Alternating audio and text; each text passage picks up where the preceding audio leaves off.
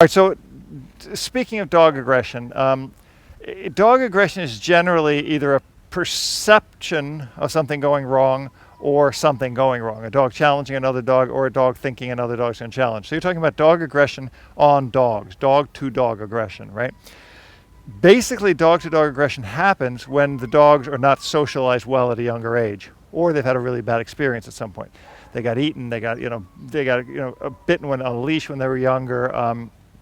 They didn't get their food or whatever. So dog aggression generally is going to be easier to manage with somebody who's in the mix, whether it's a bunch of other dogs or a person who's going to assume control. The first thing I do with dog aggression is I keep the dogs at a distance and I start using structure. So good solid obedience is the key to eliminating dog aggression, right? So if I tell a dog sit, stay, down, whatever, and another dog walks when he goes to attack him, I'm correcting him not for the aggression, but for breaking my command, right? That's the very, very first step. So once they understand my position in the pack or my position in their lives, they understand they have to listen, okay? Generally, dogs aren't going to be aggressive with somebody who's very strong with them, and I don't mean strong like as far as physically hurting them, but a strong presence in their life. Somebody who's kind of right there, more engaging with them, who handles them with less emotion, if that's one of the issues. But the biggest part I find with dog aggression is when you start getting dogs into a pack, like pack type aggression, it's generally directed at one or so dogs. If you have 5, 6, 7 neutral dogs and you bring one kind of aggressive dog in, the pack's going to settle that out. They're not going to become aggressive to 5 dogs. You're going to pick on one dog and the rest of the pack's going to get back to him. Okay. Generally, that's a good way, like pack play groups, and introducing an aggressive dog into that pack with a muzzle, I would use, is going to teach them, okay, this isn't going to work. I'm not going to get away with it. And then slowly I would take the muzzle off. I don't allow aggression from my place. So I don't believe in letting dogs settle it on their own in the context of, oh, I've got a dog, I'm going to bring another dog into the house. Oh, let them work it out. No, I'm going to work it out. So the first introductions are always, always, always through crates. You know, the new dog, whether he's aggressive or my dog's aggressive, the new dog goes in a crate. The new dog has to start out in a confined, restricted manner. So if my dog tends to be aggressive to other dogs, first of all, that should never be the case. My dog shouldn't be aggressive to other dogs. I should have enough of a relationship and structure with my dog that he's not aggressive. And if he is, I shouldn't be bringing another dog in my house anyway. Okay, so let's say the new dog is going to be aggressive in the new environment, which is him really just trying to figure out where he belongs, right? So the first thing I will do with that dog goes in a crate. He can lunge and bark and growl and snap at the crate all he wants. Can't do anything, right? So I don't correct that behavior. If he's in the crate acting like an idiot, what am I going to do, take him out of the crate and kick his ass? No, that makes absolutely no sense. I put him in the crate and I show him that his aggression is dumbfounded because nothing's happening to you. And eventually the dog will see, my dog will circle the crate, will sit around, will do whatever, and will do nothing to the other dog. And if he does, I'll correct my dog. I'll correct the outside dog, okay? Then the second dog will notice, okay, it's been a day, been 2 days, I barked, I lunged, I did everything at this kennel, nothing happened.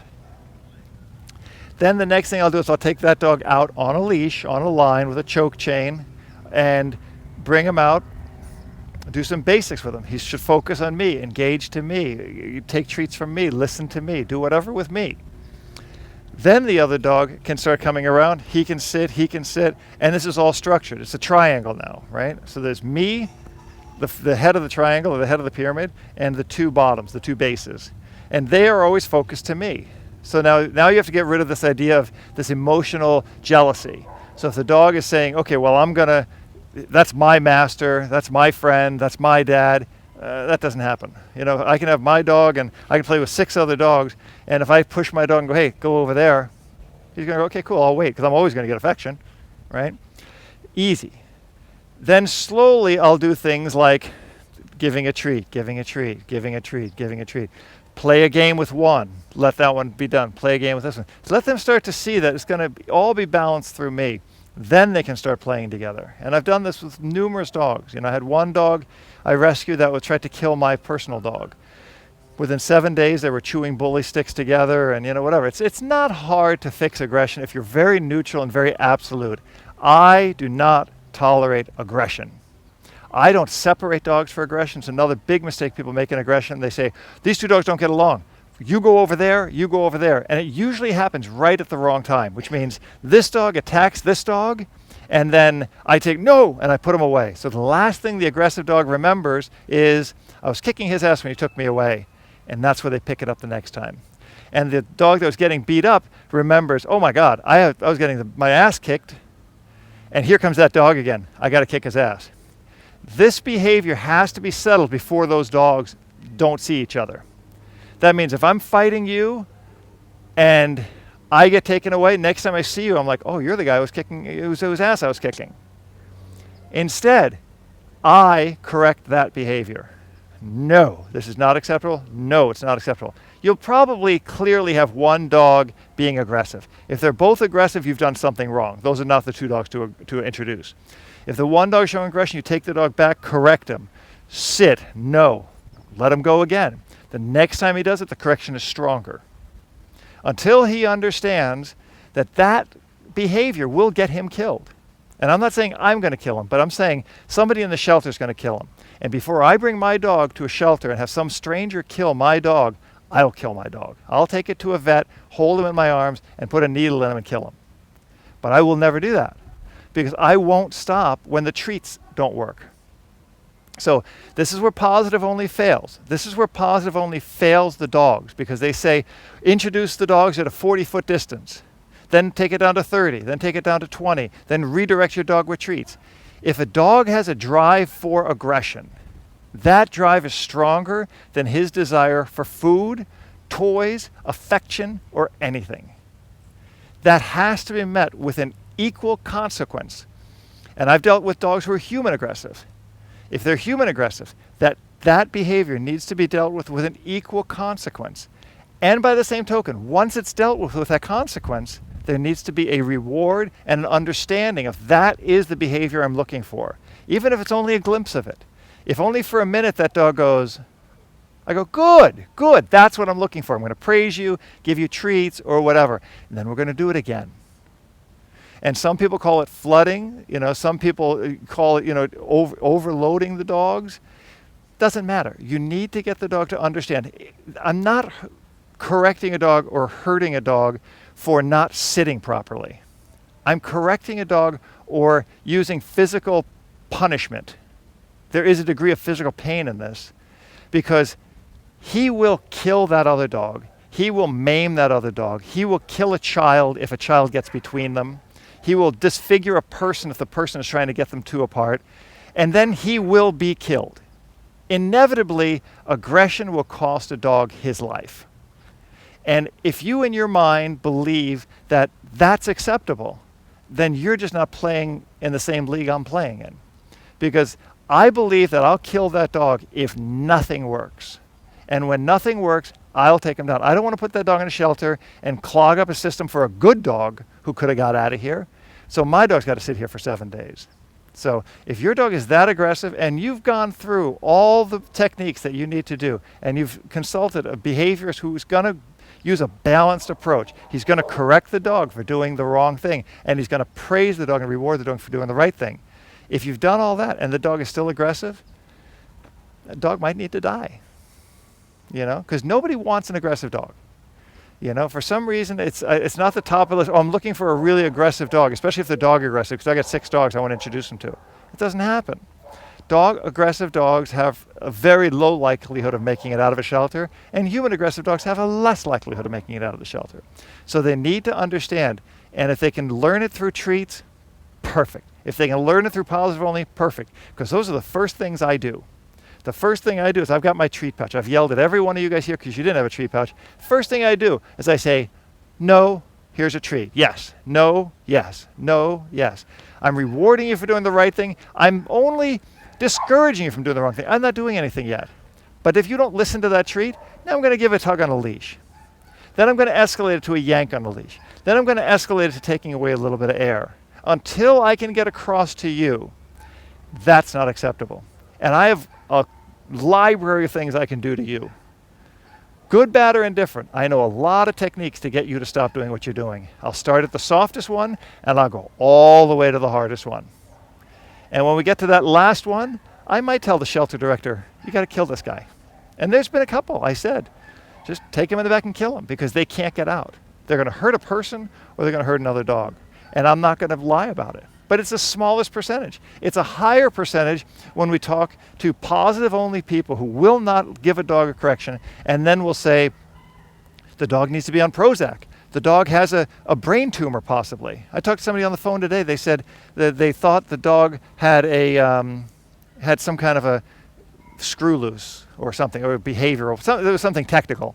So I said, well, if he had that, he would bite everybody at all times at whim. This dog would control it. He would let the person bring the dog in, like the husband could bring the dog in, set the dog down, hang out, and the husband would sit in the chair. The dog would run up, start rubbing himself all over the husband, and when the husband tried to get up, he'd nail him and just bite him. That's not a screw loose, that's dominance. That's crystal clear dominance. So I said, first of all, the dog shouldn't go in the husband's lap. The dog should be total obedience. Sit, stay, come. And once he starts getting corrected for not doing those things, he's going to go, oh, hang on a second. If I get corrected for not staying, I'm certainly going to get corrected for biting. And the dog will learn his behaviors all the way down the line. You've got to infuse structure. The key to behavior modification is obedience.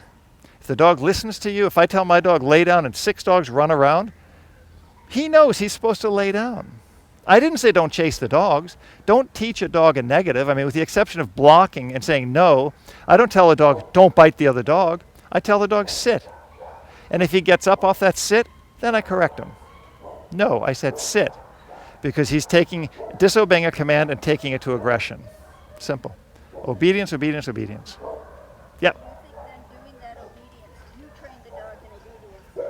Do you think that will truly extinguish that behavior? Or do you I don't doubt at all, yeah, absolutely. A dog with solid obedience, outside of outside of your control, then you give the dog to somebody else, or somebody says, I like that dog. I'm no, of course not, no. Because a dog is going to, the reason dogs survive is because they find the lowest common denominator. If my dog listens to me and I hand him to you and suddenly you're a pushover and you go, oh, it's okay, oh, that's okay, oh, that's okay, the dog's going to go, okay, screw you, you're weak, I can get away with it here. With me, if your dog is weak and I take him over and I don't let him walk in front of me or do whatever, and he sees another dog and I go, no, he goes, okay, well, I can't even do the little thing here. It's, the Tao says to know the big things and the little things and the little things and the big things. So little mistakes exacerbate onto the big problems. And big problems are made of little details that should be fixed. Piece of cake to fix. How reliable, if you take a dog and you work on the aggression issues, how reliable is that dog going to be? In somebody else's hands? Yeah. That person has to assume, first of all, the dog needs to understand, like if I work with a client's dog and the dog has aggression, that I'm going to correct the dog, I'm going to correct the dog, I'm going to correct the dog, the client's going to correct the dog. The client then needs to be the next person. If I'm here, the client needs to be here as far as strength. So you're ranking the dog. Yeah, the dog has to go to the bottom of the totem pole. I mean, anybody who puts a dog higher than themselves or all this stuff, that's a recipe for disaster. Because a dog's going to go run out into the freeway, he's going to go chase a rattlesnake, he's going to go, try to kill a mongoose or, something. He's going to get really beat up. A raccoon's going to something's going to hurt him. So my dog listens to me, and he's a very happy dog. He sleeps on my bed. He gets the best food. He gets trained and played with every single day, 7 days a week. I buy him more expensive stuff than I buy myself. But it's because he is dependent on me. I'm responsible for him. If it was the other way around, like a lot of people put the dogs in this other position, then the dog is responsible for me. That's sick. The dog can't do it. I'm giving a dog a responsibility they're not capable of dealing with. It's so unfair to dogs. And equally in closing, it's so unfair what positive only people do to dogs in giving these dogs minimal corrections. Okay, so they'll say no, they may block something, but they never tell the dog what he should do. So the idea to this whole concept, this positive only concept, is to say, I want the dog to go on the table. And I wait until he gets near the table. I go, yeah, good. Good. Well, why don't I just lead the dog to the table and help him learn what I want him to do, as opposed to wasting 10, 20, 30, 40 days in trying to get him to get to the table, to touch the table, to go on the table. That's marker training. We use marker training a lot. I love marker training. But I'm going to start marking things. Good boy, yes. He's near the table. Next time, good, go, yes. And then if he starts getting confused, I'll push him into that place. And as soon as he's there, then I'll reward him. I'll flood him with reward so he knows that's what I want. Next time he's going to run to the table, But don't beat your dog up emotionally just because you don't want to beat him up physically, Mental stress is a greater risk to a dog and a human being than physical. So, anybody can recover from being beat up. But from being mentally tortured, it's something that's almost impossible to recover from. And anybody who's been through, prisoners of war or anything like that will tell you that the mental anguish far outweighs the physical anguish. Anybody will tell you that. I would much rather, have somebody punch me in the face than somebody to verbally, emotionally abuse me and screw with my head. And positive-only trainers, a lot of times, hurt dogs emotionally because they never provide a solution. There's all these choices, and the dog is so confused. With more choices, more stress. The cortisol levels rise and rise and rise and rise until they spiral out of control and the dog doesn't know what to do. And I've had plenty of those dogs come to me and had to be, coerced back into compliance and structure and understanding that life is simple. It's black and white. That's all it is. You can't take life for a dog and make it a box of Crayola. It's black or it's white. It's right or it's wrong. It's on or it's off. That's it. That's all they can understand. Don't expect more of them, So, all right. Anyway, that's it. Thanks for coming out.